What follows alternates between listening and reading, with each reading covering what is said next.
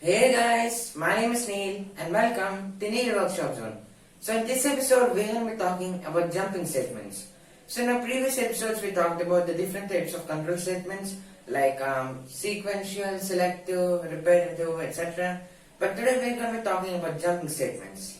So jumping statements are also known as iterative statements, and there are three main types of jumping statements and we'll talk about it. But first of all, let's talk about what jumping statements are.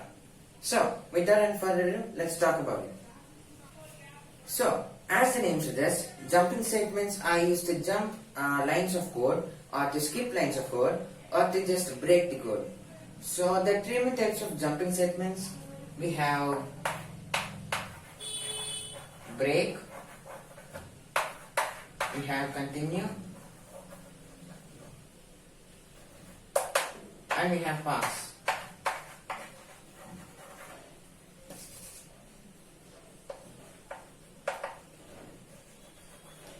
So, first let's talk about the break control statement. So, let's talk about this. So, break control statement, as the name suggests, is used for breaking code. So, for example, let's say A is equals to 7.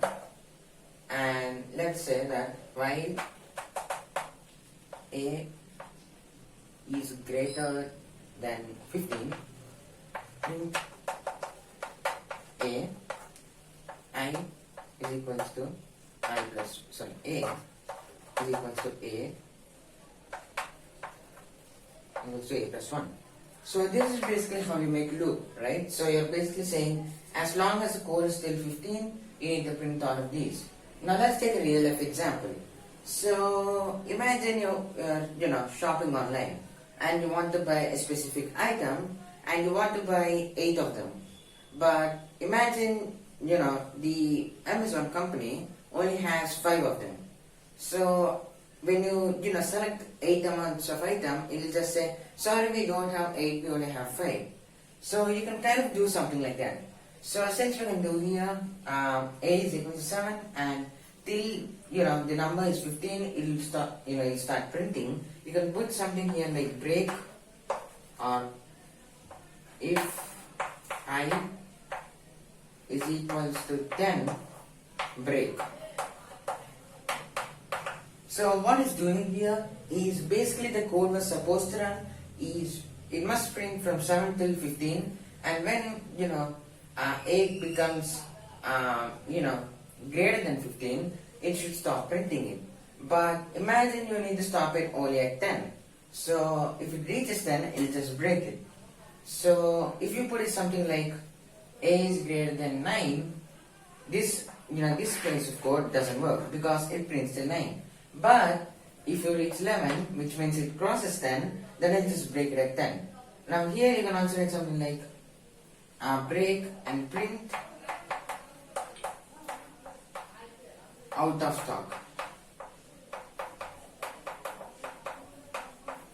So this is basically how break code works. It basically breaks the code immediately enough, and when it reaches a certain amount of loop. So that's basically how break code works. Now let's talk about continue. So now let's say the second type of control statement, which is continue. So continue also kind of works in break, but it's the opposite of it. So instead of breaking the code, it continues it. So imagine let's take the same code, which is A is equals to 7. If A is greater than 15, print A is equal to A plus 1. And let's say a break code. And let's say B is equals to 15, and let's replace this with B. So this means that you basically made two values. So you made A is equal to 7, B is equal to 16.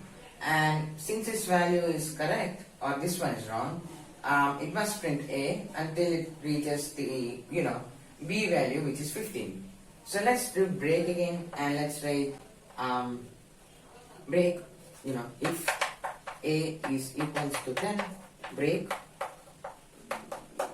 Now let's take, if B is equals to 15, continue.